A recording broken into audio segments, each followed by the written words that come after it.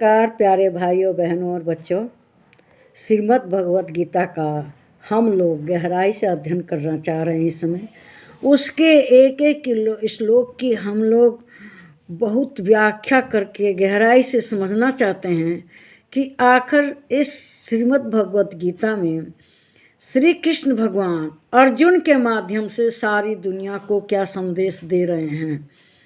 देखिए, वो तो मोटिवेट कर रहे हैं श्री कृष्ण भगवान अर्जुन को कि वह तीर उठाए और चले, लड़े, युद्ध करे।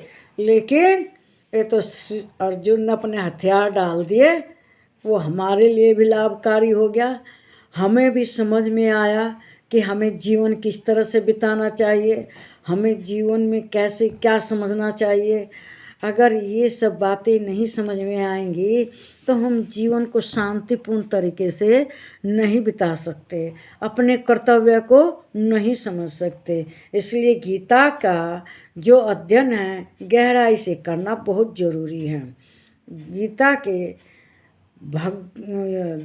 10वें अध्याय का श्लोक 41 है, जिसमें श्री कृष्ण भगवान अर्जुन को अपनी विभूतियों के बारे में बताते बताते कहते हैं इस श्लोक में, क्या कहते हैं कि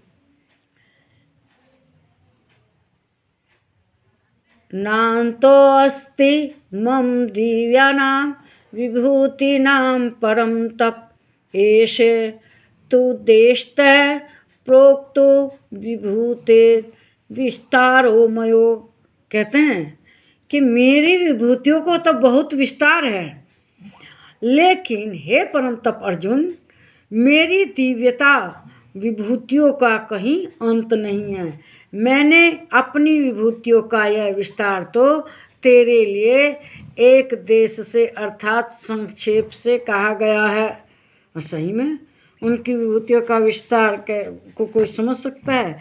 अब ये समझ लीजिए, श्री कृष्ण भगवान इस पृथ्वी पे जो भी जहाँ है, जैसी अवस्था में है, सब में कृष्ण भगवान है। उसके अंदर दिव्यता क्यों है? दिव्यता इसलिए है कि प्रकृति की हर चीज़ किसी न किसी रूप में विशेष है। वह कोई गलत चीज़ नहीं है। जो आया है इस पृथ्वी पर वह किसी न किसी उद्देश्य से ही आया है। यही श्री कृष्ण भगवान कह रहे हैं कि उनकी विभूतियों को कहीं अंत नहीं है। यहाँ पर मैंने जो तो विभूतियों को समझाया है वे सब इस सृष्टि की इकाई में केवल उदाहरण के तौर पर बताई हैं कि यहाँ मैं हूँ, यहाँ मैं हूँ, वहाँ मैं हूँ। इन विभूतियों का कोई अंत नहीं है। सब इकाई और विभूतियों का अंत नहीं है। मेरे मात्र मैंने केवल परिचय के लिए बता दिया कि यहाँ यहाँ श्री मैं हूँ। हम समझते हैं कि हम सृष्टि से भिन्न हैं, अपने को अलग समझते हैं, मानव हैं, अलग हैं, विशेष हैं, ये समझते हैं। तब हम बहुत सीमित हो जाते हैं, हमारा दायरा संकुचित हो जाता है। हम सृष्टि से भिन्न नहीं हैं, हम भी उसकी एक इकाई हैं और हम अपने को दिव्य समझते हैं।